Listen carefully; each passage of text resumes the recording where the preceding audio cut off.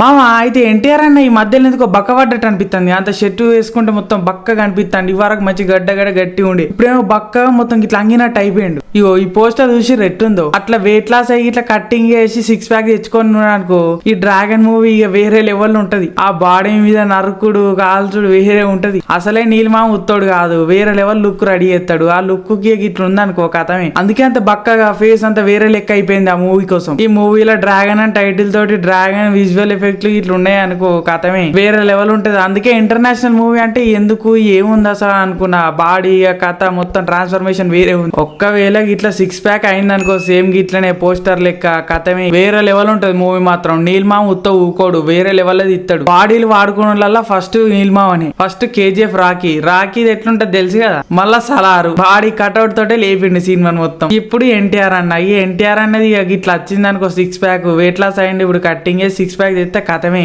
ఆ బాడీకి ఆ యాక్టింగ్ కి ఎలివేషన్లకు ఆ BGM కి వేరే లెవెల్ ఉంటది మూవీకి. డ్రాగన్ టైటిల్ ఫిక్స్ పక్కా. గిట్లుండి ఈ పోస్టర్ దిగింది అనుకో కథమే. ఇదైతే ఫ్యాన్ మేడ్ పోస్టరే, కాకపోతే గిట్లుంటే మాత్రం వేరే లెవెల్ ఉంటది అంటున్నా. ఇట్లుంటది కావచ్చు ఎందుకంటే ఇప్పుడు బక్క పడ్డాడు కదా, అందుకే కట్టింగ్ చేసి నాకు తెలిసి 6 ప్యాక్ తెప్పిస్తా. చూడాలి మరి ఫస్ట్ పోస్టర్ గింప్లీసెస్ వచ్చేదాకా ఏం చెప్పలేం. సరే మామ ఈ డ్రాగన్ ఎట్లుంటుందో ఎన్టీఆర్ అనే యాక్టింగ్ ఆ బాడీ ఎట్లుంటుందో చూద్దాం. అంతవరకు లైక్ కొట్టి సబ్స్క్రైబ్ చేసుకొని సపోర్ట్ చేయండి మామ.